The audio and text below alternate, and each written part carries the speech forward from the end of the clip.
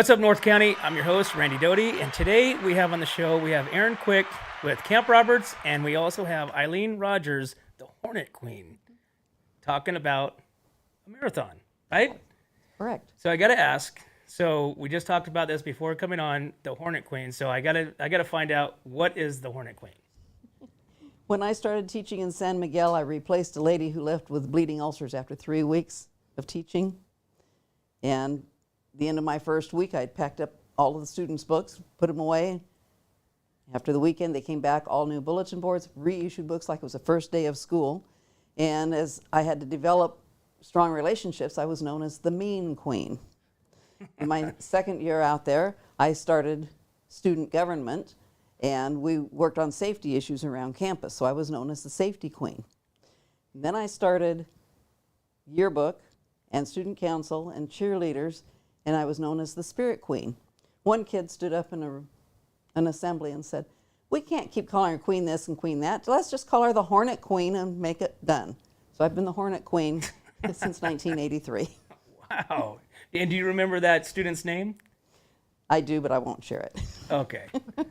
Well, the Hornet Queen is here, right here in the What's Up North County studios. This is awesome. Thank you. You're welcome. So thank you both for coming on. Absolutely. So let's get in a little research and find out a little bit about Eileen and find out a little bit about your history. And obviously you were a teacher in San Miguel. Right. So let's take a walk back into history.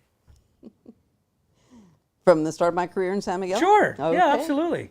When I started teaching, I also started coaching, and there was not a lot of money for activities, so I funded most of the athletic program. And in 2000, I decided, that's enough of this. I'm going to start a fundraiser so I can put my own money aside for retirement. And so during 2000, I researched and created and talked with the people out at Camp Roberts. Gary McMasters, who's the curator of the museum, helped me get a big start. We did our first run in 2001. We started in March. Our first 3 years, March always turned out to be 85 degrees.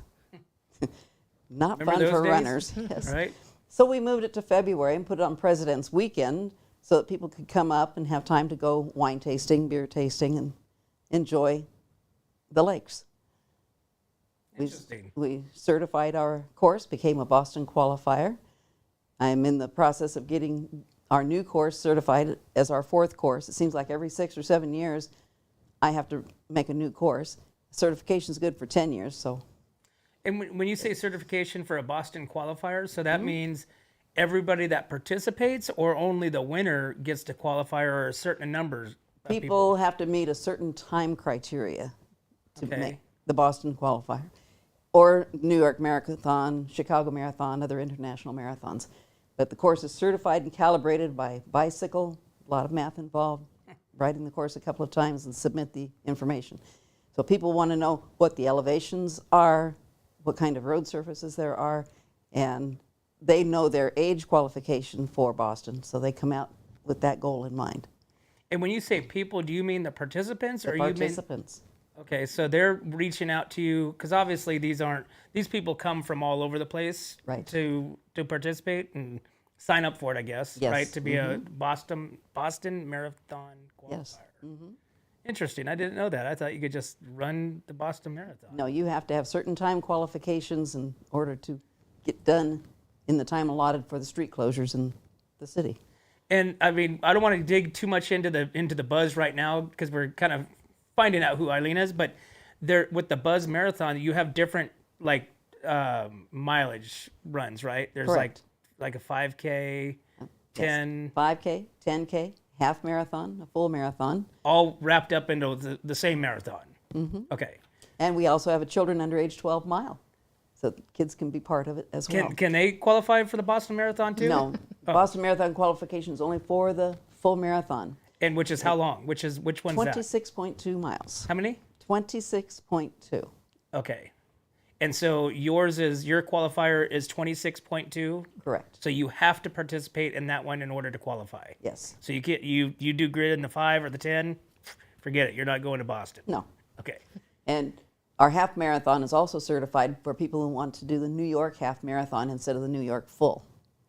Wow. And did you do all that? Did you put all that stuff together as far as to Yes, be I did. certified that? So what I did. entails getting, I mean, that seems like a big undertaking.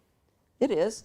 You have to design a course, get it approved by the base commander and fire safety and all of that. And then you bring out a bicyclist, actually 2 of them on 2 different days. There's what's called a JR counter, and it goes on the front of the bicycle. You set up a calibration course with 300 meters, and then you have to convert it to yardage and all. And you run the bicycle over that 4 times to come up with the numbers, set up your grid, and then the bicycle has to ride the entire course, stopping at each mileage marker to record the numbers and make sure that everything's on target. Come back, ride the calibration course again. In the calibration course, you have to ride 4 times with temperature controls, and then verify the math. Then you have a second rider come in the next day or a week later and do the same thing all over again. And So maybe I'm confused. You're saying bicycle, but isn't the Boston Marathon running? yes, but to get the measurements to make sure you are exactly 26.20957. Oh, gotcha. Okay, yes. so this is running. So we will be running. Okay. So then they qualify for the Boston Marathon. Correct. Now, when you say that you have to design the course, does the course change all the time? It changes when they need me to change my start finish line. And when you say they, that's the Boston base. Marathon? No, the base. Okay. Sorry, I'm trying to Yeah. I'm trying to understand the Boston the just whole wants to know concept. what the people's times are and their age groups. Gotcha. They don't care where they run. No. Gotcha. So the base is telling you can't run here anymore. We have to kind of change the course layout. Gotcha. Correct. Now have you ran that? Have you ran in a Boston Marathon or anything No, I like have not. that? No. I grew up in the time when, on the President's Fitness Test, girls could only run 600 yards. They were afraid we would ruin our reproductive organs. Oh my gosh. That was 9th grade. And I moved from Rialto to Inglewood and ran on the boys' track team so I could run some distances and got involved with cross country and so forth. But I did not have time in my schedule, going to college, having 2 sons, things like that, that I could ever go to Boston So you ran on the boys track team in high school. In high school. I did not get to hold the school record in the mile, which I set because I was a girl. I ran a 4:58 mile. So how was that received? I mean, obviously, Before Title IX, so right? But people, that's that strange girl out there. right? I mean, you kind of was labeled a little different, right? Yes. But yet you beat all the boys. Yes. And so you didn't get to get an official title, but I mean, everybody Right. knew you Yes. beat everybody. I mean, Did graduate as Female Athlete of the Year from junior high and high school, so it paid off in the long run. oh, very awesome. I did most of gymnastics with the boys' team because they did the pommel horse and the long horse, where the girls only did the side horse, and I got to work high bar, so I kept in good shape. Awesome. Well, very cool. So we've got a marathon, that's why we got Aaron here, which Aaron's part of Camp Roberts. So what I understand is Lillian Larson was the beneficiary for this marathon for the last 24 years, For 23 years. 23 years, and so now For number 24, it's all going to the military. Support our soldiers, their families, vets, retirees, awesome. civilian support staff. So Aaron, let me turn it over to you. So tell me your position with Camp Roberts and what that means. So I manage the Morale, Welfare, and Recreation Organization, or MWR. So we're responsible for creating and managing quality of life programs for our active duty, our retirees, our veterans, and their families out at Camp Roberts. Okay, and so when we talk about Camp Roberts, we talk about the National Guard, and we talk about the soldiers that are out there deployed, to Paso Robles, or is it called Paso Robles out there? Oh, I mean, really, Bradley, San Miguel. Bradley, Camp San Robert. Miguel. I mean, Camp Roberts is Camp Roberts. Right. So It's just like its own entity. it is. Okay, so they're deployed for training, for whatever preparedness, for whatever they may be, to Camp Roberts from anywhere from a month to several months. Depending on the training schedule, yeah. I mean, we do have our soldiers that are actually stationed out there. We call our permanent party. I mean, between them and then you've got your civilian and state staff as well. But yes, we do see soldiers there for a number of months for training. And so, and always that this marathon was always ran out at Camp Roberts, right? Correct. And so how did you guys facilitate this relationship to change the beneficiary to Camp Roberts? Well, I have worked with many base commanders over time. Like I said, Gary McMaster, the curator of the museum, helped me get things started. I developed a relationship with a lot of the people out there. People in billeting, people in security. In fact, one of the security guys laughs at me every time I come in and says, "You still doing this?" And because of everything they did to support me through the school program, I decided to shift the focus over to them, give back to them everything they've supported for 23 years, and let them make it theirs.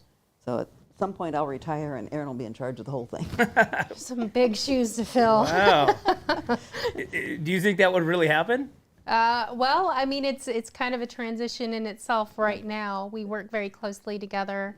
I'm gleaning from her knowledge. So I don't think I will ever be the Hornet Queen, for sure. There can only be one Hornet There Queen. can only be one Hornet Queen, and I'm not it. So she will have to be there at least in an honorary status, just to, as a good teacher should, make sure her students are following directions. Awesome. Well, so Aaron, tell me what some of the functions and some of the things that the MWR does for our soldiers. Okay. So at Camp Roberts, our primary support would be our gymnasium and our rec center, which just gives the soldiers a place to unwind, have some downtime, kind of put training aside for a little bit while they're there, keep their mind off the fact that they're not with their families.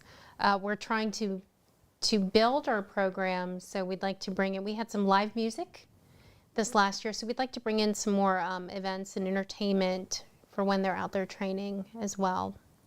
And how does the soldiers receive that on their downtime, out there? I mean, what is their feedback to you? Most are pretty positive. Again, there's an understanding for any soldier that there's an MWR program for them to let down their hair. Our program is called a quality of life program, and we're responsible for the mental, physical, and emotional well-being of a soldier. So in my experience with the MWR and both on the reserve side and the National Guard side, it's been positive feedback. And I know we talked before in the past about the MWR and some of the things that you guys did for the soldiers. One being a Christmas, and having a tree, having maybe some gifts that they're a long way from family and they're just they're kind of there away from home. So you had a big push for that during the holidays. Actually, that was a lot of community support, like Lowe's and Paso Robles. They donated trees, they donated pumpkins. Camp Roberts, our staff is really big on Halloween, and we do an annual pumpkin decorating contest, and that's huge. And Lowe's has been so supportive of that. Having the North County Santa come out and visit the troops has been an amazing experience for everybody. A lot of our soldiers are local, and my mission personally, having been born into the military, married it and bred it, I'm very passionate about soldier care, is I'd like to see their quality of life upgraded. Most soldiers live at the poverty line, and so they need a hand up. They're not going to ask for it because they have integrity. But for me, soldier care, that's part of soldier care, is making sure that maybe those expenses that they really can't take care of at the time are managed in some way. And I always say this, it's great. Particularly here in our community, we're very supportive of the military, and I know, having seen my husband deploy and people thanking him for his service, that's a beautiful thing. But I think here as a community, we can surround our soldiers more and really be involved in being able to provide better quality of life programs and better facilities for them while they're on training status. And that's why some of these events, like the Buzz Marathon that we're going to be talking about, Yes. some of these donations, some of these outreach programs that help the soldiers are so beneficial. Correct. Which, you know, I kind of find very interesting that you said that the soldiers are on poverty level. I mean, really? Yeah. I mean, when my husband and I got married, he was in E5, and as an E5, I mean, thankfully we got to live on post, but having 2 children, we had to utilize a lot of the social programs like WIC, and that's not uncommon for the lower enlisted, for sure. So, you know, as I said, this is kind of a passion of mine. These guys basically sign away their lives. You know, they sign away life events. Some of them are not there for births of their children. Some of them don't get to see their children grow up, and they do it at a cost. And the wage is not that great, but they do it anyways.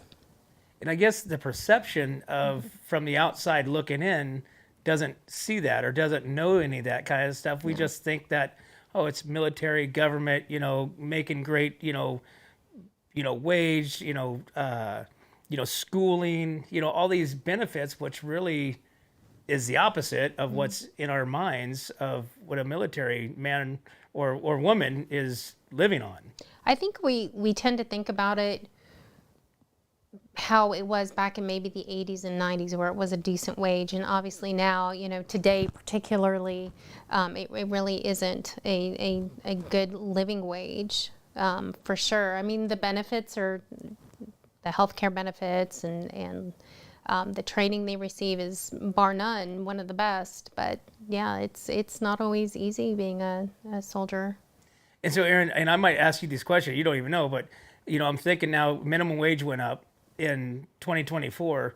Does our soldiers' wages go up? Does that affect them at all when minimum wage goes up?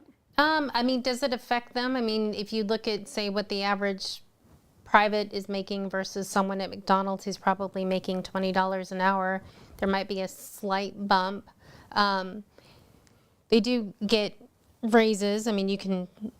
With E5, E6. Mm-hmm. Well, I mean, even as a private, I mean, there's usually a cost of living increase. I'd like to say yearly, but that doesn't always happen. But yes, as they promote, obviously, they make more money as they promote. So it's obvious we need a little bit more support of our military men and women, financially. Sure. Which obviously, us here at What's Up North County, we're big supporters, of our military men and women. We wouldn't be here where we're at nowadays without them, without that foundation from our past, present, and, our future, military men and women.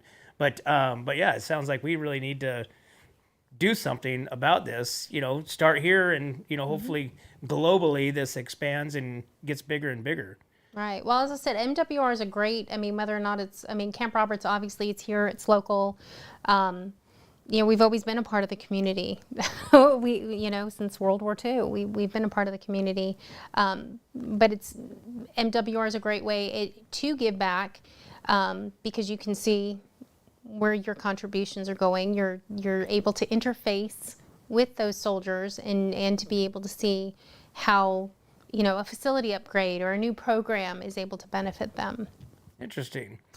So Eileen, what does this mean for you as you're the organizer? I mean, you've been doing this for 20, now will be 24 years. 24th year. I mean, you're the queen, you're the Hornet Queen of the Buzz Marathon. So tell me about the Buzz Marathon. The Buzz Marathon is a very uplifting experience. The runners love coming out, seeing the wildlife, the scenery, sunrise for the people that start the walk at 6:30 and the runners start at 7. There's so much to observe out there. There's a section out about between mile 8 and 9 where the eagles frequently nest, so you can see some eagles flying in and out of the trees there. The elk, Thule elk, are all over. Once in a while, a wild pig will dare venture out on the road or up to one of the aid stations to see what's going on. And of course, regular deer. Sometimes there's some Angus cattle from one of the local ranchers out there. So everybody gets a chance to see life at its finest. They relax. It's called a serene meditative run because you don't have throngs of people out there, no vehicles out there. It's just calm and quiet, Mother Nature. Just absorbing nature Yes. out there at its best.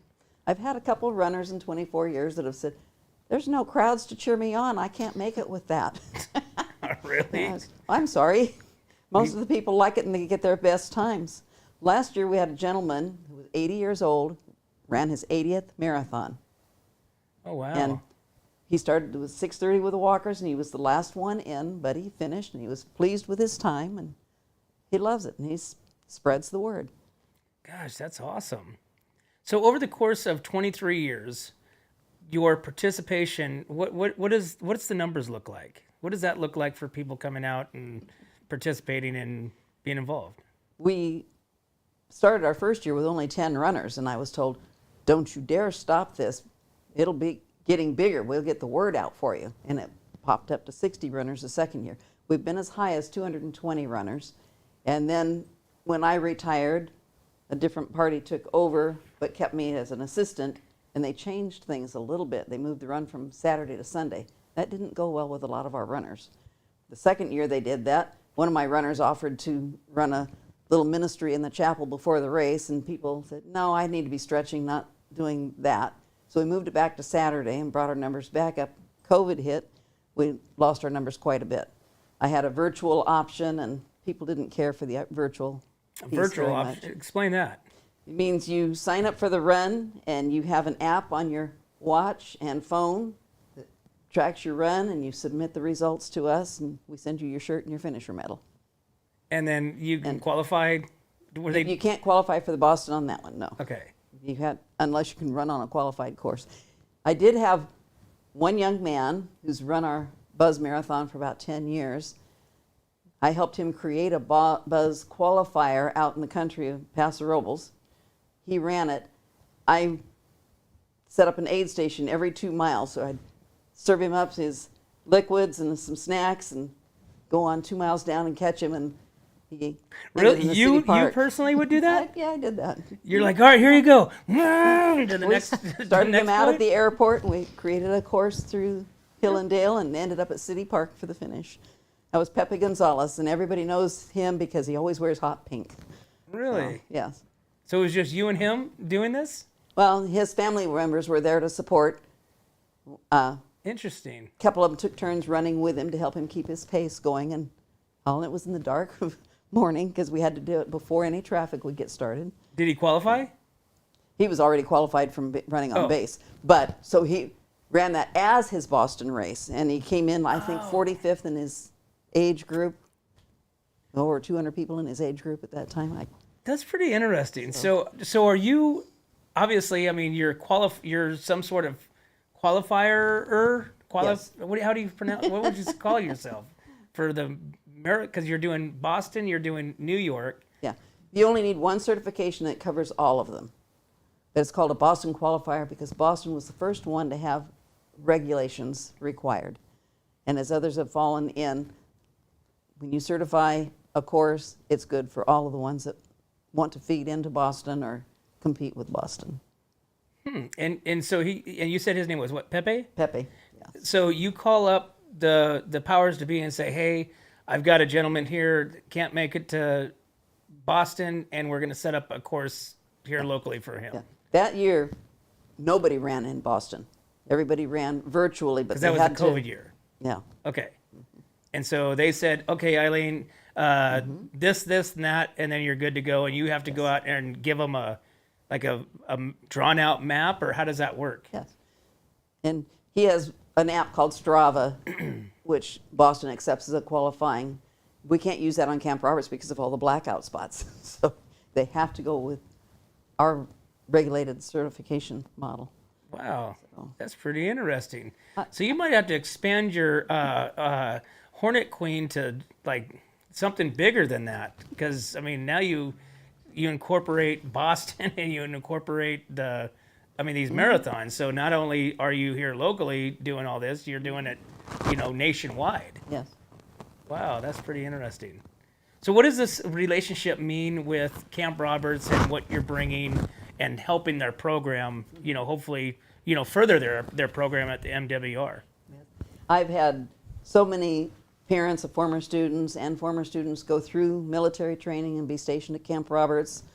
I have several that are working out there in civilian capacity right now. And I just feel like my love of the community of San Miguel and all the soldier parents that I had going through raising their kids and so forth, I just want to give it back. Everything that I did, I run into parents and they give me a big hug in Walmart or wherever I'm shopping. And they say, you got me through my soldier time because you took care of my kid when I couldn't. And it melts my heart, and I feel like I just need to keep giving because soldiers give so much for us universally. 100%. And we've got to just keep supporting them. So I think they need the funds more now than my former school. And so what are you looking at participation this year, you think? At the minute, I've only got 79 people signed up. Okay. And I think that'll bump up a little bit when I get my new certification number. It's been a little bit delayed coming from USATF, but we've had to design 2 different courses. We're part of the problem that we didn't get our number yet. But people that want to go to Boston have to have that number before they'll pay the money to come run with us, especially if they're traveling So from out of they're state. maybe on the fence because of this number. Because I don't have the number yet. Gotcha.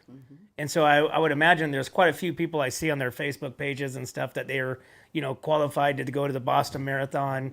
So you probably get a lot of these local people obviously coming in. Correct. What about like how far do you get people signing up for your marathon to participate? At the moment, for this year, I've got 2 people from Tennessee, 3 from New York, and I think 2 from Colorado. From New York? Yes.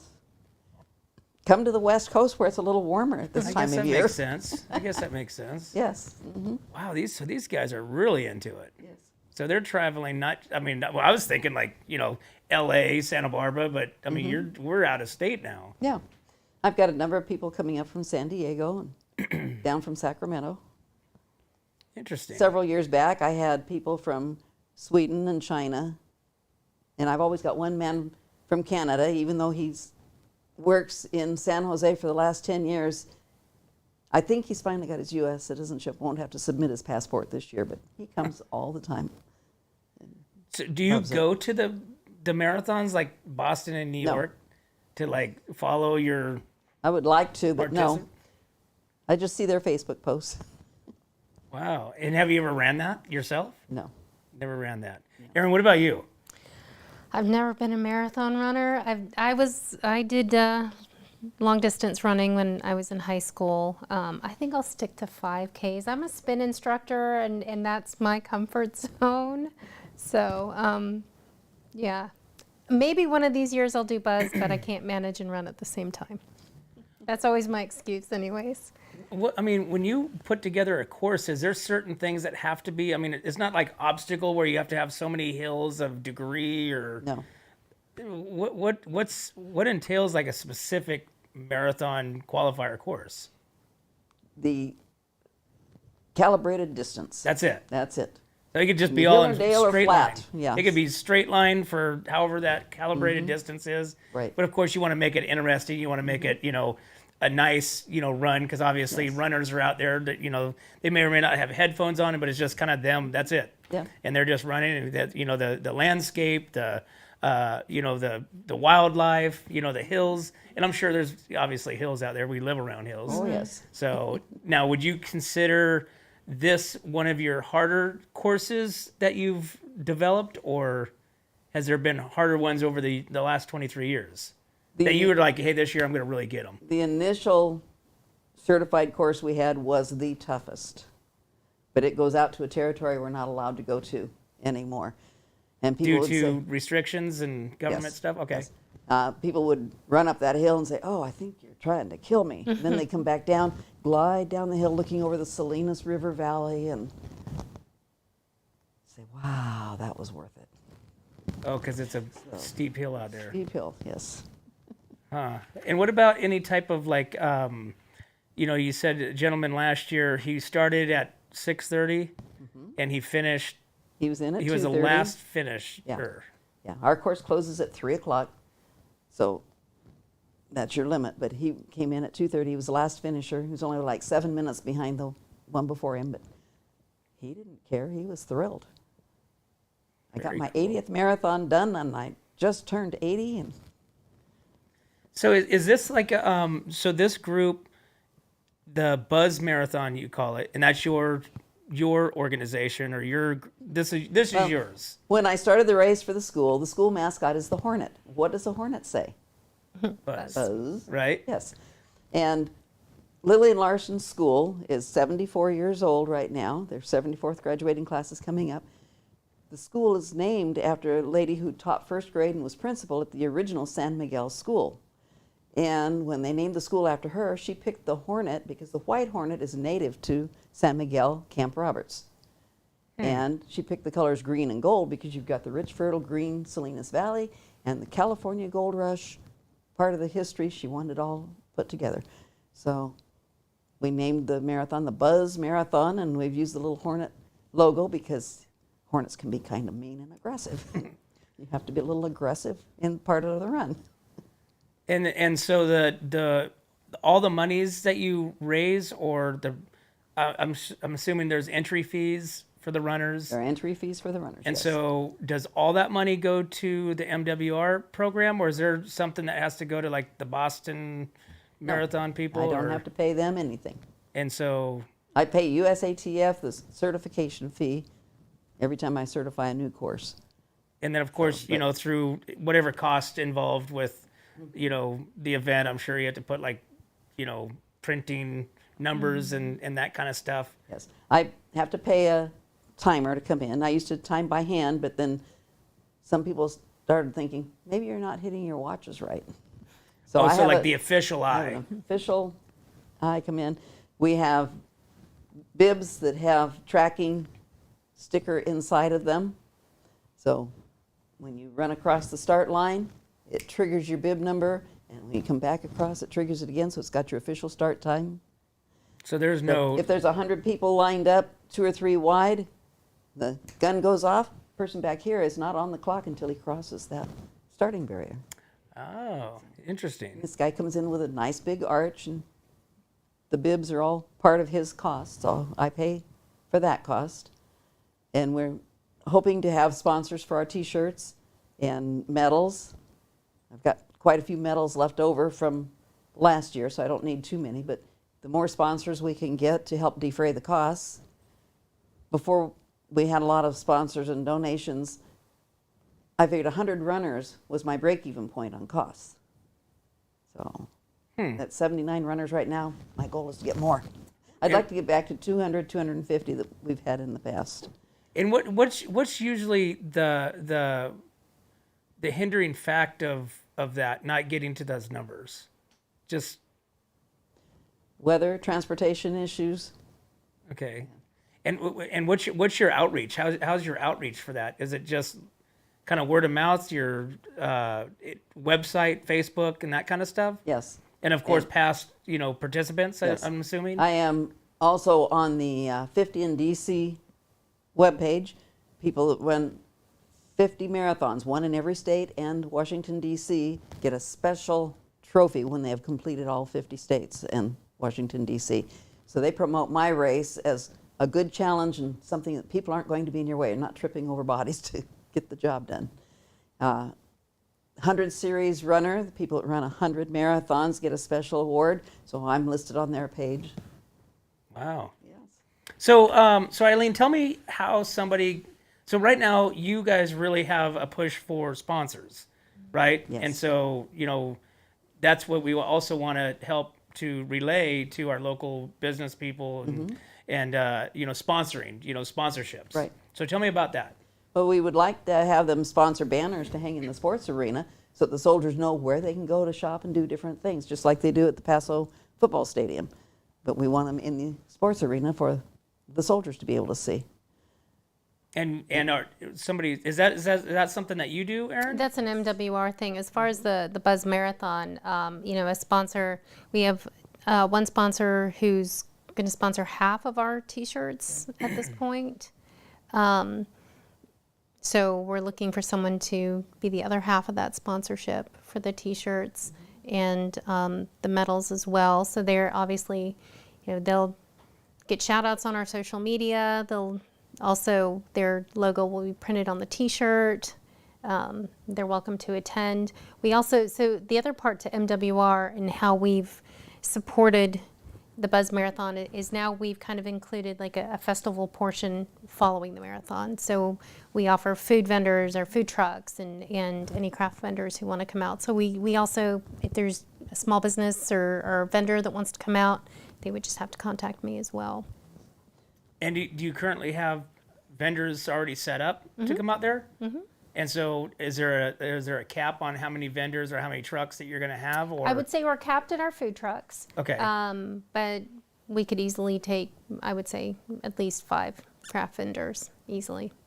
And so you guys are doing this on President's Day weekend The again? 17th. And so which the draw to that is 3 days, obviously, for, I'd say, most everybody, right? Yeah. So it's the draw is 3 days. So you come out to beautiful California, Central Coast, you get to run a great, marathon, hopefully make it. If not, I'm sure a lot of people do it just for the love of, running as they love to do. Right. But then afterwards, there's an event, right? Correct. So tell me about the event. What do you have planned for afterwards? As I said, we have our food vendors, our craft vendors will have music, and obviously you get to interface with some of our local soldier base as well. And then the awards portion of the run.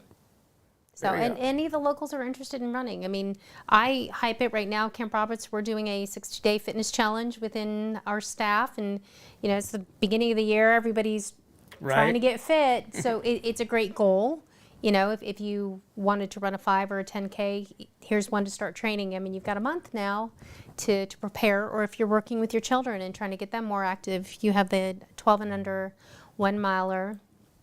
Again, just something to kind of get you in that fitness mindset and have a goal, a very recent goal to look forward to. So we encourage, obviously, locals to come out and do any portion of the Buzz Marathon. And if you're an avid runner and you want to do the half or full, by all means. So, Erin, did you say that you're going to do the 5K? I would love to, but it's very difficult for me to manage an event and run at the same time. You just have to do it fast Yeah. and then get back to managing, right? That's right. I'll be there at 4:30 a.m. That way I can be done by 5:30 a.m. just in time to start managing the event. And at least the 5K is totally flat. Right? It's not like the 10K. It's got Correct. that little Correct. hill for fish So. and game. Randy, I'll run it if you run it. How's that? Oh man, I was actually thinking that in my head Just before I asked that first. before I asked that question. Actually, these anyways, these are really Okay. comfortable boots. All right. But I was actually thinking about that before I asked the question because I knew that was going to come out. So, but unfortunately, we always leave on President's Day weekend for Tahoe, our Tahoe trip. But otherwise, I probably would. Just because like I said, if we want to go back out there to go out there to Camp Roberts because it's a beautiful landscape. It is. And that's really, a great draw for, participating, runners because it's a scenery that you don't necessarily get to see all the time, anytime for that matter, unless Right. you're, a soldier or part of the base, right here on the Central Coast. So Eileen, tell me how somebody gets involved. Tell me how they sign up. Tell me what's the steps somebody is to take advantage and be a part of the Buzz Marathon. Okay. If they go to buzzmarathon.org, our website, they can click on the button to register to run or to volunteer or to sponsor or to make a donation. I have a number of runners that will make a donation in addition to their running fee. Our registration is done through runsignup.com. It's faster to get to the spot by going to our website first. Or if you see one of our posters around town, just click on the QR code. Takes you right there. And I need a lot of volunteers to help run aid stations, help us with the setup and the cleanup. Most of our equipment is stored at the Training Support Center on base, so we come in on Friday and we get all that out, set up our aid station boxes and go out and put the signage out. Department of Labor comes out and sets up the latrines and tables and chairs, so I need people to make sure everything is set in the right place and ready to go. On Saturday morning, I need somebody to cruise the course and make sure that none of the elk took our signs down. Once in a while, they've taken mileage cone and played soccer with it out in the field. Oh my gosh. So What happens then? I have to run out, or somebody does, and find it and bring it back onto the course before the race starts. Oh my gosh, that would be catastrophic for somebody trying to qualify, huh? Yes. Wow. So is there, do you guys currently have any sponsors you guys want to give a shout out now too that is involved with you right now? Well, at the minute, Ranch Wi-Fi has offered to pay for half of the shirts. That's very helpful. And because they're doing their shirts through the same company that I'm getting our shirts through, it makes it a compatible program, and I'd like more people to help with that. We've got several wineries who've donated wine. We've had a tradition of giving a bottle of wine to everyone who finishes the marathon over the age of 21. And some years we get enough to even give it to all of the half marathoners. So the wineries are very supportive of that. One of the wineries has given me a tasting pass for 4 people, which is valued over $150. It's just great stuff. River Oaks Golf Course and Spa are donating a round of golf for 4 people, and the spa's donating hot tub for 4 people. So Now, those are for the winners, or is that like a silent auction thing? pretty much for the winners. Okay. Yes. We don't have time for a silent auction, and Probably more resources, more people, Right. which you're already, Yes. kind of behind the 8 ball for needing people. Yes. So, and how many people do you think this event takes and needs? being the volunteer-wise, Uh-huh. I would like to have 30 volunteers minimum. Okay. And that's just for what you do. Is there anything that you guys need, or is this part of the same group of people I think that it's you part need? of the same groups. I'd say we're about halfway there. Okay. Erin's wonderful program after the race last year, that was the first time we were ever allowed to have an expo afterwards, and that's because of her doing. And I think that will help bring people back as they get more word of mouth about it. And I've got a few crafters at the Templeton and Paso Robles farmers markets that are going to weigh the option. Do I make more at the farmers market in February, or could I come out to the Buzz? And so I'm hoping they'll come out to the Buzz. We'd really like to see more crafters out there. Awesome. Well, ladies, is there any more information that you want to share about this? Or did we cover everything? I think we've got it.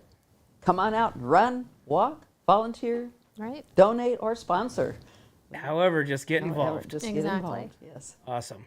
Well, Erin, thank you so much for coming Thanks, in. Randy. Thank you for your involvement with the MWR program. As always, like I said, military, we're all about that, and anything we can do to help spread this, even maybe coming back on, next month, when does registration close? It will be closing on the 10th Of of February. February. Okay, because this event is February 17th. Right. Okay, 10:30 start time. Is that right? Did I read that? No, 7:30. 7:30 start time. Okay. 7 o'clock. Okay, Right. so 7 o'clock start time Yes. on the 17th, President's Day weekend. Yes. And once more, go to what website to register? Buzzmarathon.org. Buzzmarathon.org. Yes. Perfect. Eileen, thank you so much for your Thank you, story. Randy. Really appreciate your involvement with this, and then of course the partnership with our military, men and women, is going to be awesome. And I'm sure you're looking forward to the event. Oh, yes. Awesome. Well, thank you so much, ladies, for coming on, and Thank we you really for having appreciate us. you. Thank you very much.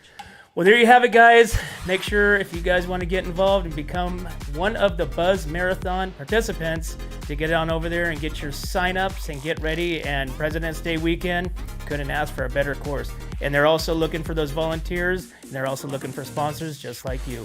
But as always, we got to say thank you to our sponsors, because we couldn't do this without them. That's Escalar Wines, Wine Travelers Hideaway, Rancho Sestero Meat Cutting, Visit Atascadero, 805 Customs, El Red Rooster, Pacific 805 Spas, Hanson Enterprises, 5-Star Rain Gutters, Airflow Filter Services, Kennedy Club Fitness, Story Termite and Pest Control, and Borhone Auto Center, guys. Thanks again. We'll see you at the races. 3, 2, 1. Here we go!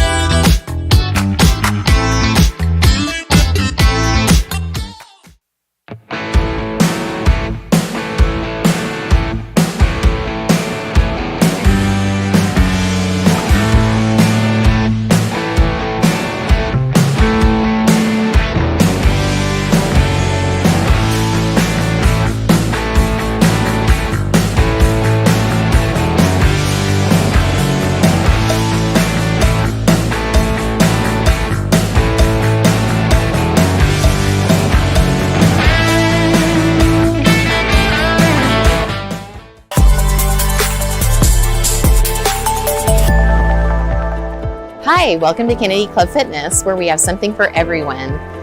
We have weights, cardio, group exercise classes, racquetball, basketball, swimming, and pickleball coming soon. Here at Kennedy, we're committed to health, wellness, and community. Stop by any of our 4 locations: Paso Robles, Atascadero, San Luis Obispo, and Arroyo Grande, or check out our website at kennedyclubs.com.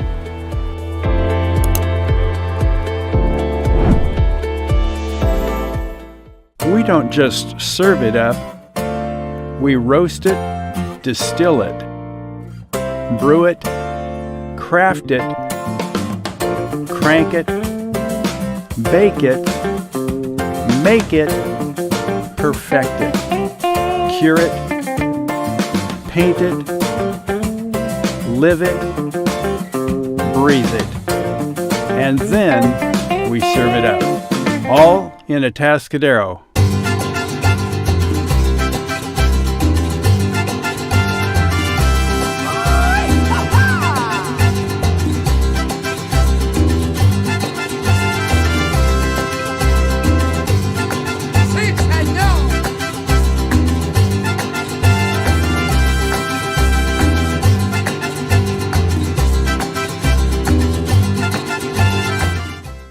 Hi, this is Dave Story, small game hunter with Story Termite and Pest.